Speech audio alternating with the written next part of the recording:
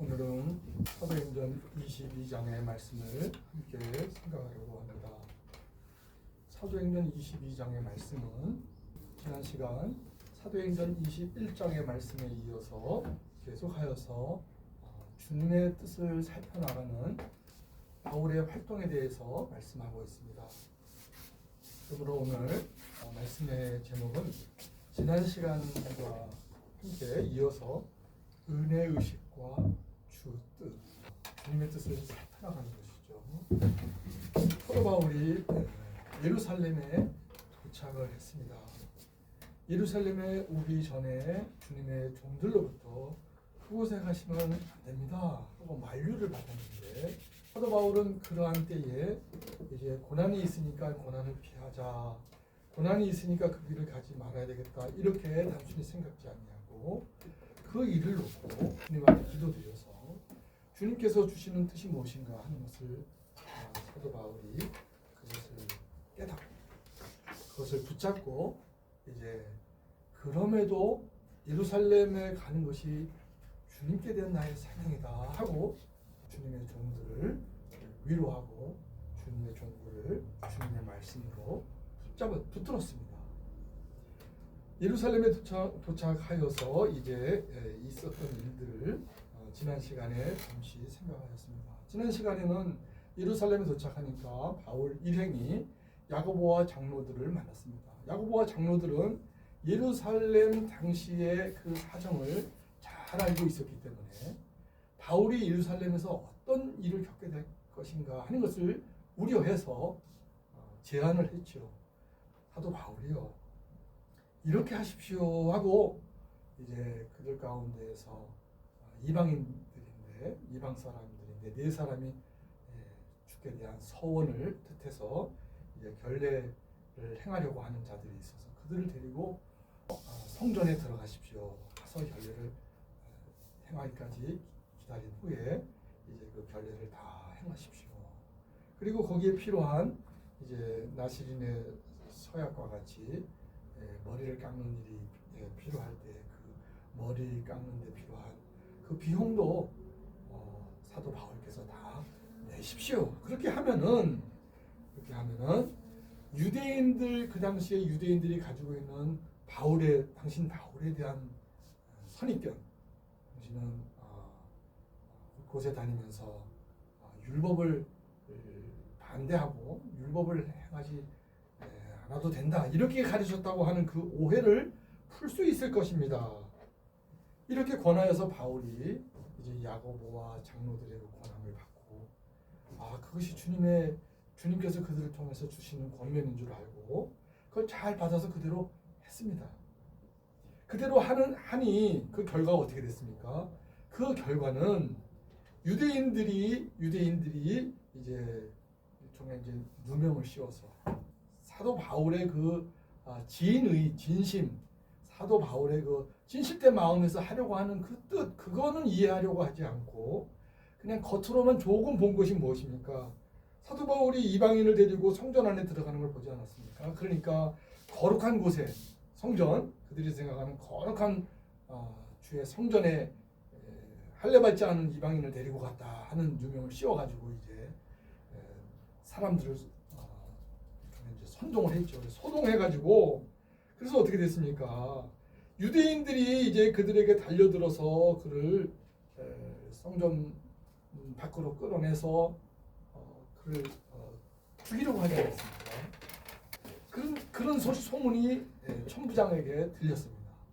천부장에게 들려서 천부장이 이렇게 유대인들이 소란하고 소동을 일으키는 이 일이 로마에 알려주면 자기의 책임의 문제가 있으니까, 그래서 급히 군인들 32절에 보면 천부장이 그가 급히 군인들과 백부장들을 거느리고 달려 내려가니 그들이 천부장과 군인들을 보고 바울 치기를 그치는지라.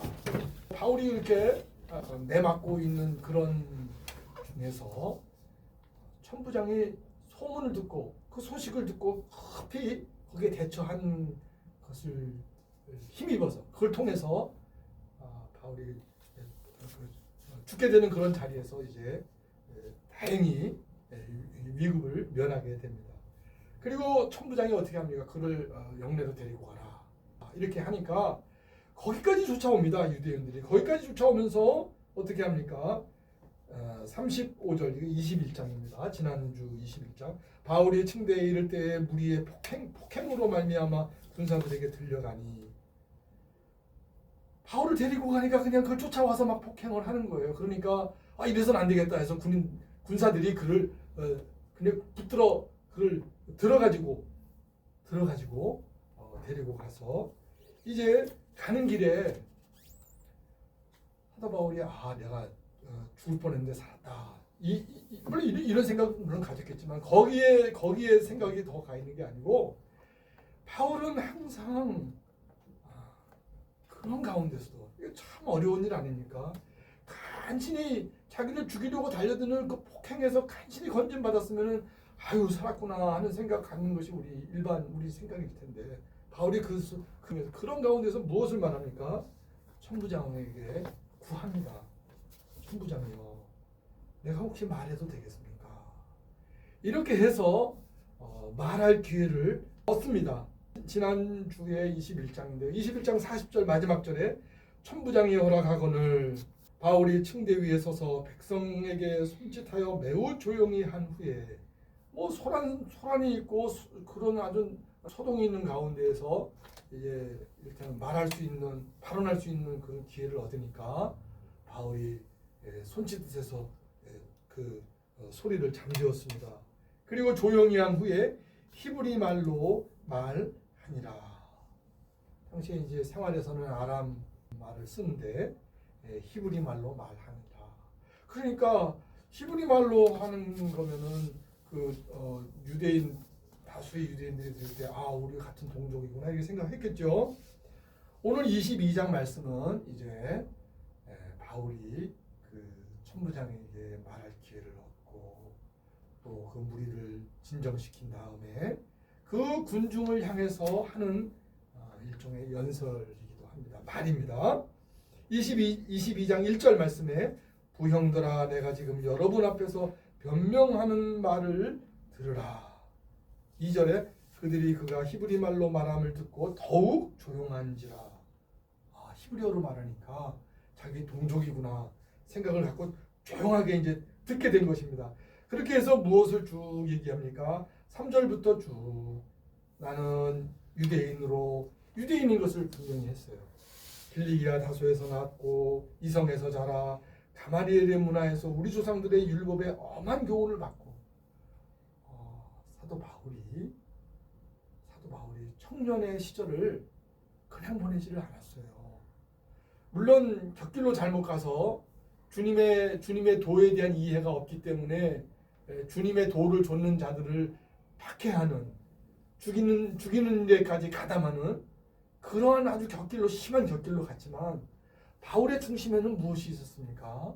바울의 중심에는 유대인으로서 잘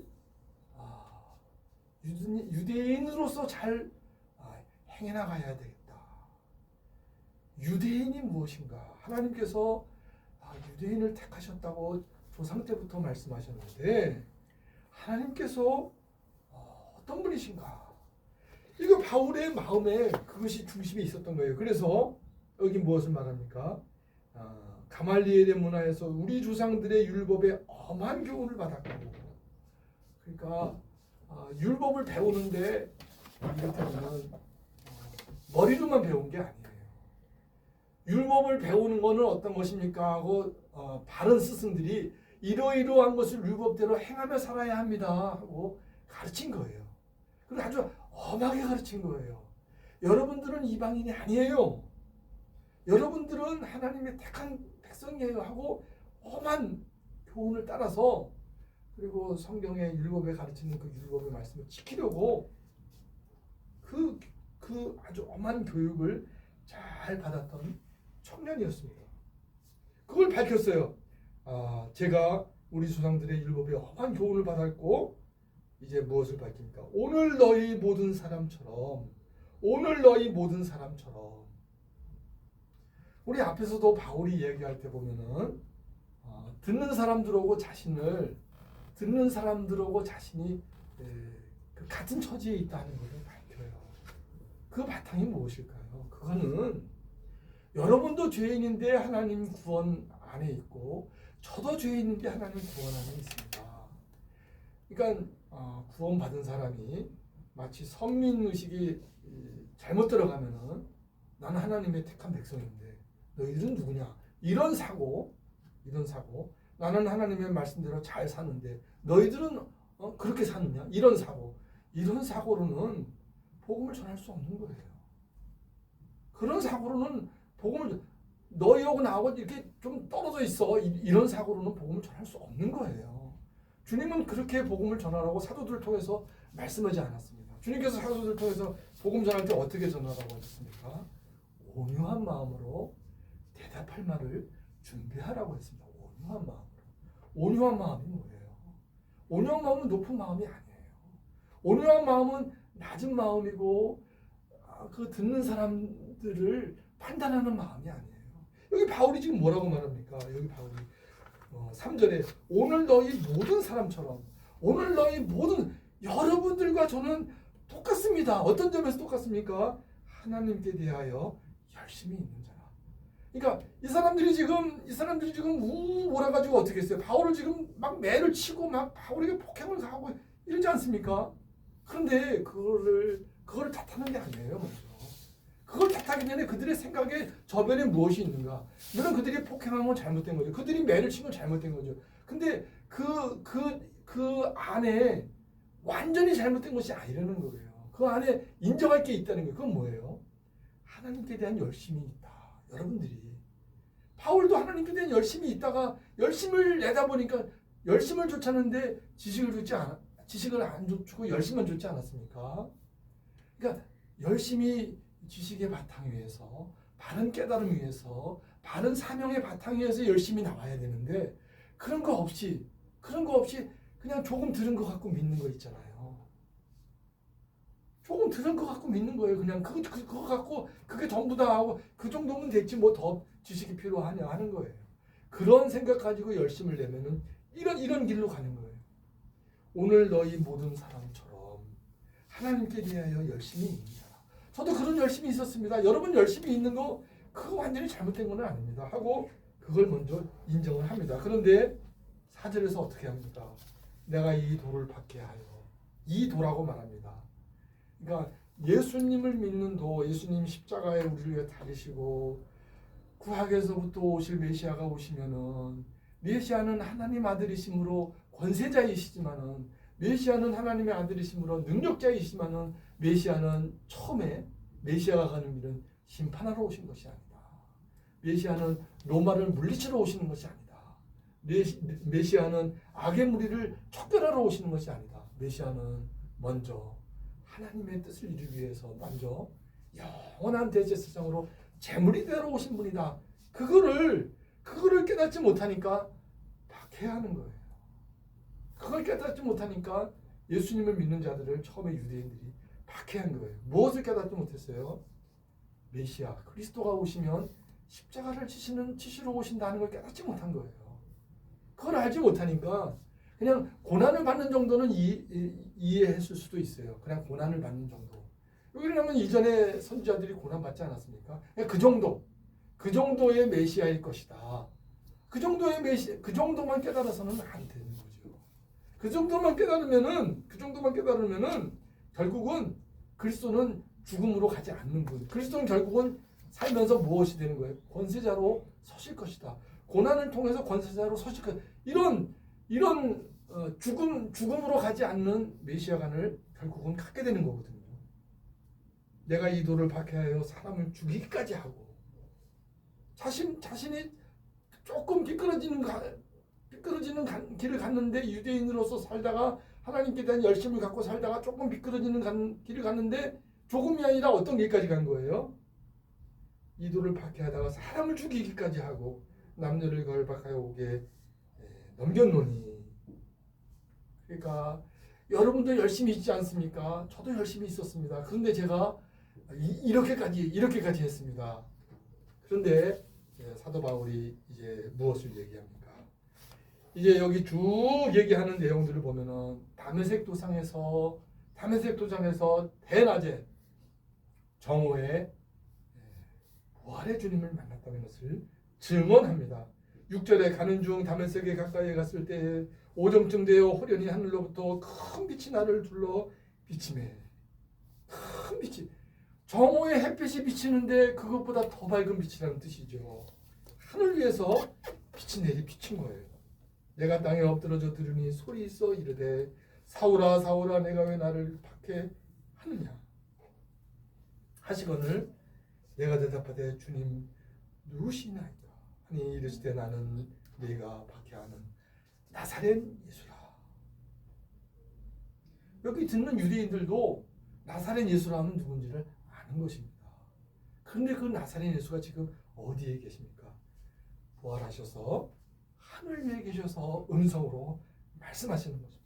음성으로만 말씀하시는 것이 아니라 부활의 영광에 광채로 햇빛보다 더 밝은 광채로 내리 비추면서 나는 내가 박해하는 나사렛 예수라 하시더라.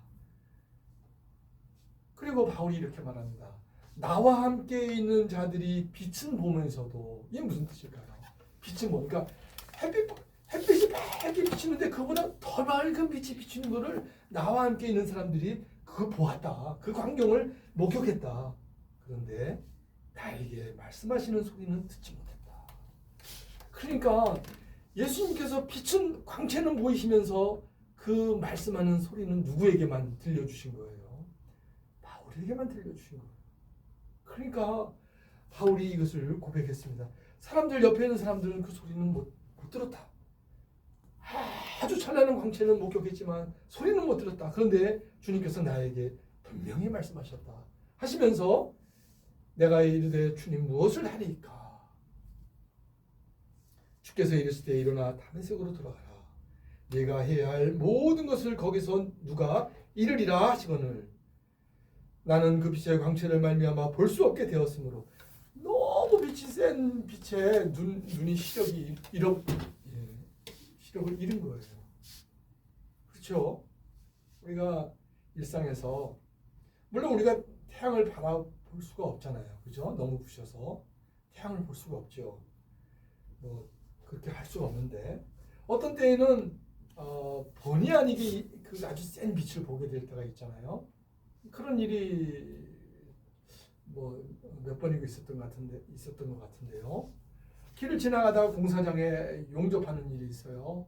용접하는데 수고하는 분들은 다 특수한 안경을 쓰고 하죠.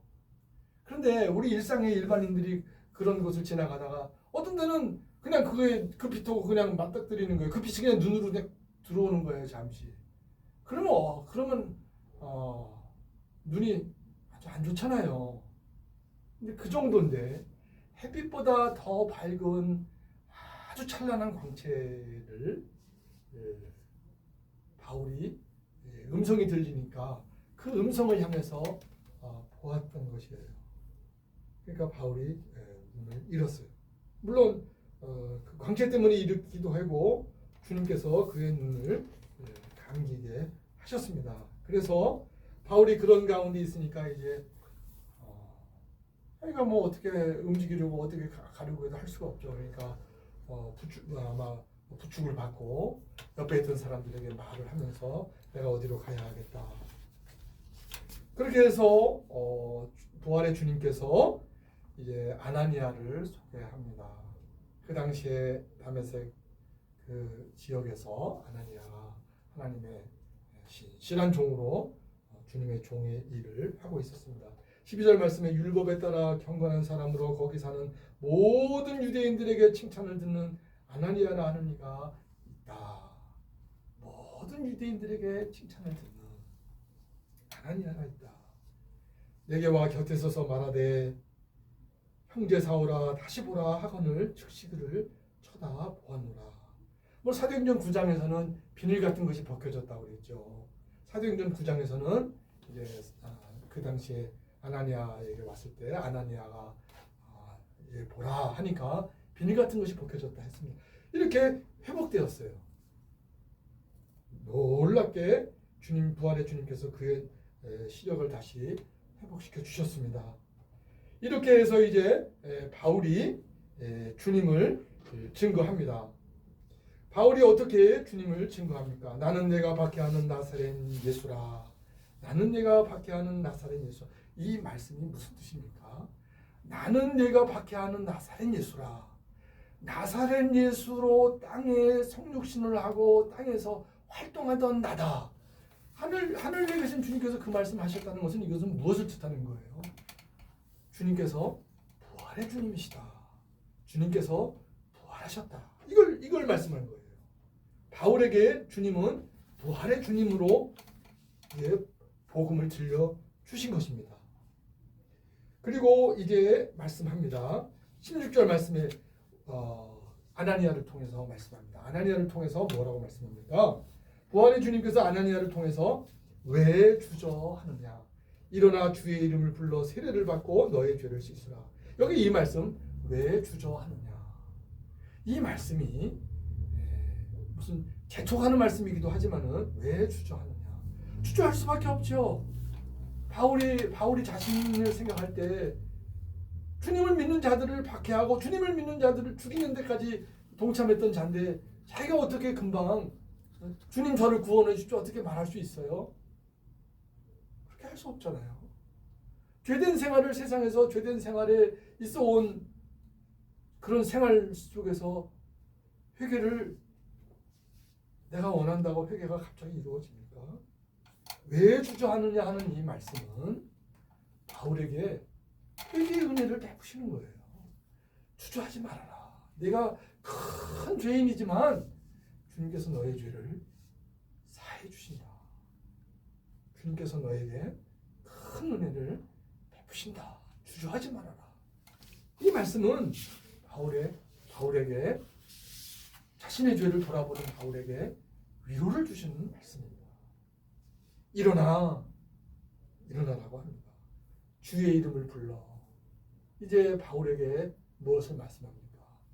부활의 주님이 우리를 위해서 십자가를 지신 주님이 부활하신 주님이시니 우리를 위해서 십자가를 지신 것을 의지하고 나의 죄를 지고 죽으신 것을 의지하고 주님을 불러라.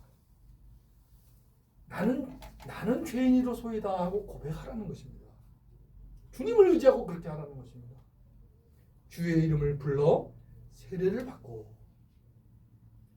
이것은 이제 공적으로 여기 믿는 형제들에게 내가 죄인인데 주님이 나를 위해서 죽으셔서 내 죄를 구원해 주셨습니다 하고 공적인 여러 사람들 형제들 앞에서 자신의 죄를 고백했음과 자신을 죄를 고백한 것을 사함 받았음을 고백하라는 것입니다.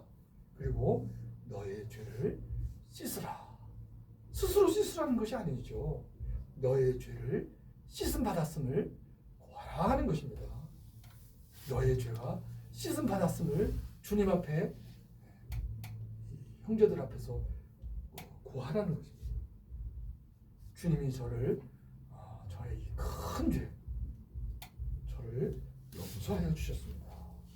이후에 17절부터 21절 말씀은 17절 말씀이 이렇게 시작하죠. 후에 내가 예루살렘으로 돌아와서 여기 이 말씀은 후회하였는데 시간이 어느 정도 지난 것을 가리킵니다. 사도행전 9장 다메섹 도상에서 이제 회개하고 주님의 음성을 듣고 이제 다시금 새롭게 된 바울이 어떻게 합니까? 바울이 거기서 예루살렘으로 바로 가지를 않죠. 거기 이제 갈라디아서 1장 17절에서 18절에 보면은 다메섹 도상에서 부활의 주님을 만난 부활이 그 후에 어떤 일정을 가졌는가 하는 것을 갈라디아서 1장 17절 18절 말씀에서 이때 이 말씀에 보면은 예루살렘으로 가지 않고 먼저 아라비아로 갔다고 합니다. 그리고 아라비아로 갔다가 다시 다메섹으로. 그러니까 다메섹에서 부활의 주님을 만났던 바울은 아라비아로 갔다가 다시 다메섹으로 돌아오는 일이 있습니다. 그리고 와서 이제 예루살렘으로 가는 것입니다. 그 기간에 한 3년 정도의 기간이 있었는데 그 후에 하는 뜻입니다. 그러니까 그 후에 있었던 일, 그 후에 이제 부활의 주님께서 바울에게 예루살렘에서 나가라 하고 당시 박해에서 건져 주셨던 그리고 사명을 주셨던 말씀을 하고 21절 말씀에서는 무슨 말씀을 합니까? 나더러 또 이르시되 떠나가라 내가 너를 멀리 이방인에게로 보내니라. 여기 이 21절 말씀은 이제 마침내 바울이 부활의 주님께서 바울에게 이방인 전도의 사명을 주셨음을 여기 밝힙니다. 근데 이 말씀이 듣는 사람들에게는 어떻게 들리는 말씀이 됩니까? 지금 이 말씀을 누구에게 하고 있는 거예요? 유대인들에게 하고 있는 거 아닙니까? 유대인들에게 여러분들이요. 저도 유대인입니다. 저도 유대인으로 나서 율법에 열심히 있었습니다. 저도 여러분들과 같이 하나님께 열심히 있었습니다. 그런데 제가 잘못 알고 그 구약의 그 율법을 잘못 알고 곁길로 가서 결국은 예수님을 믿는 자들을 박해하지 않았습니까? 그러다가 다메섹 도상에서 부활의 주님을 만나서 제가 회개하고 주님께로부터 사명을 받았습니다. 근데 사명을 받았는데 무슨 사명을 받았다고 말합니까? 여기 21절에 내가 너를 멀리 이방인에게로 보내리라 하고 말씀하셨습니다. 지금 유대인들에게 뭘 말하는 거예요? 유대인들의 생각은 지금 무슨 생각으로 있습니까? 우리는 하나님의 백성이고 우리는 아브라함의 후손으로서 우리는 하나님의 택함을 받은 백성인데 이방인들은 할례를 받지 못한 자들 아닙니까? 이방인들은 하나님의 버림을 받은 자들 아닙니까? 이런 생각을 가지고 있는 자들에게 바울이 뭐라고 말합니까? 너를 멀리 이방인에게로 보냅니다. 이방인에게도 구원이 있을 것이다 하고 하나님께서 저에게 말씀했습니다 하는 뜻이에요. 하나님께서 저를 부르셔가지고 저에게 사명을 주시면서 너가 이제는 저 이방인들에게 가서 복음을 전하라. 너가 이제는 저 이방인들에게 가서 하나님의 구원이 이방인들에게 임할 것임을 전하라 하고 말을 하니 유대인들이 어떻게 여기에 반응합니까? 화가 번쩍 난 거예요. 아니 하나님께서 분명히 아브라함의 후손이 구원을 받을 것이라고 가르쳐 주셨는데 이방인이 구원을 받는다고? 할례 받지 못한 자들이 구원을 받는다고? 이런 생각이 들면서 어떻게 합니까? 이 21절 말씀을 듣고 22절 말씀에 유대인들이 어떻게 합니까? 이 말하는 것까지 그들이 듣다가 그러니까 이 말에서 딱 걸리는 거예요. 이 말하는 것까지 이방인에게 구원이 전해지리라 하는 이 말을 바울이 말했고 하나님께서 저에게 그 사명을 주셨습니다 하니까 뭐가 있어요? 22절에 이 말하는 것까지 그들이 듣다가 소리질러 이르되 이러한 자는 세상에서 없애버리자 살려줄 자가 아니라. 그러니까 바울이 하나님을 거스르는 말을 한다고 여기는 거예요. 하나님께서 아브라함을 통해서 아브라함의 후손이 구원을 받으리라고 역사대대로 구약에 내내 말씀하셨는데 그걸 거스리는 말을 한다. 이런 자는 세상에서 없애버려. 이거 죽어마땅한 자다 하고 들고 일어나는 거예요. 그리고 떠들며 옷을 벗어 던지고 티끌을 공중에 날리니 이제 천부장이 어떻게 합니까? 천부장이 바울을 영내로 데려가라 명하니라. 또 죽이려고 달려드는 거예요. 그러니까 영내로 데려가라. 자, 유대인 군중들을 향해서 바울이 어떻게 길을 걸어왔으며 어떻게 잘못된 길에 들어섰다가 다시금 구원을 받았는지를 전하고 나니까 그리고 마지막에 그 사명을 말하고 나니까 이제 유대인들이 그거를 깨닫지 못하고 또 죽이려고 달려드니까 천부장이 그를 영내로 데려가라 명령을 하고 그리고 이제 그 백부장과 그 군사들에게 명령을 합니다. 저를 채찍으로 때려서 왜 무슨 일이 있길래 유대인들이 이렇게 소동을 하느냐? 그 소동의 원인을 꺼야 되지 않겠느냐 하고 바울을 채찍하라고 합니다. 그래서 25절에 보면 가죽으로 바울을 묶어가지고 바울을 매서 이제 치기 바로 전에 바울이 뭐라고 말합니까?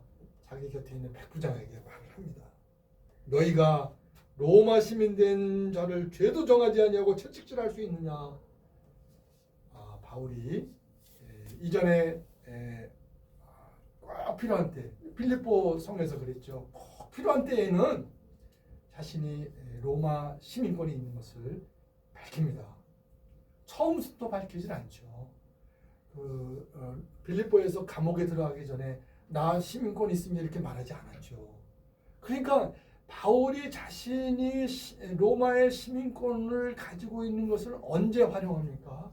꼭 필요한 때. 그러니까 세상에 무슨 자격이나 권세 있는 것을 함부로 쓰지 않는 거예요. 일종의. 그러니까 그것이 주님의 나라를 위해서, 주님의 나라와 의를 위해서 꼭 필요한데 그걸 쓰는 거예요. 지금 여기서 그걸 볼 수 있는 거예요. 빌립보의 성에서도 그렇게 했죠. 마지막에 나올 때. 근데 여기서도 어떻게 합니까? 백부장에게 나 로마의 시민권을 갖고 있다. 너희들이 로마의 시민권 갖고 있는 자를 죄도 정치 아니하고 매로 치느냐? 하고 얘기한 거예요. 이 얘기가 천부장에게 들려지니까 천부장이 걱정을 하게 됩니다. 그래서 천부장이 무슨 생각을 합니까? 이 일이 아주 어려운 일이 생겼구나. 유대인들은 바울을 치려고 들고 일어나는데 이 소동을 잠재우려면은 이 사도 바울이 왜 이런 일이 있게 되는지 알아야 하는데 사도 바울이 시민권이 있다. 로마 시민권이 있다. 그러면 이거는 좀 더 잘 알아야 되겠다. 마침내 총부장이 어떤 생각을 하게 됩니까?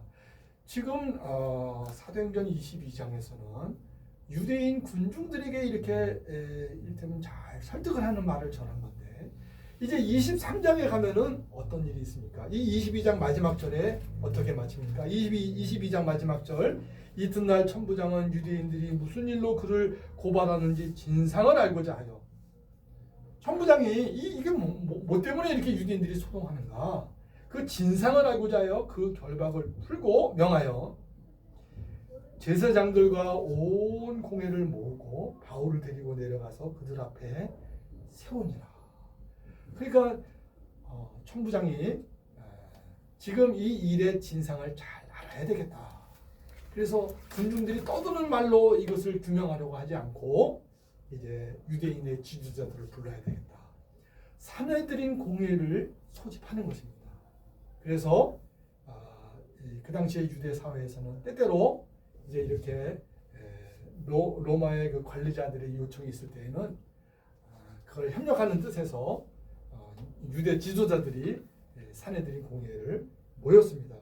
물론 사내들인 공회를 소집했으니까 그 로마가 그 공회의 주체가 돼서 나가는 것이 아니고 의장이 돼서 나가는 것이 아니고 이제 대제사장과 이제 유대 지도자들이 사내들인 공회에 모여서 마침내 바울이 거기에 섰습니다. 이제 23장에서는 바울이 군중 앞에서 그리스도를 증언하고 자신의 회개했던 일, 자신의 사명을 증언하던 일을 23장에서는 유대인 지도자들 앞에서 사내들인 공회 앞에서 하게 됩니다. 21장에서 야고보와 장로들의 권함을 받고 따르다가 핍박을 받았죠. 박해를 받았죠. 그래서 실패하는 것 같은데 그렇지 않고 오히려 어떻게 합니까? 22장에서 유대인들 앞에서 서서 부활의 주님을 증거하게 되지 않습니까? 또 그 일로 인해서 소요가 잠재워지지 않으니까 또 이제 마침내 바울이 로마의 시민권자인 것을 이야기하니까 어떤 일이 됩니까? 23장에 가서는 또 어떤 일이 됩니까? 사내들인 공회에서 말을 하게 됩니다. 이 일은 결국은 어떤 일을 하게 됩니까? 23장에 가면은 이제 하나님께서 바울에게 또 다른 사명을 주십니다. 내가 로마로 가야 하리라.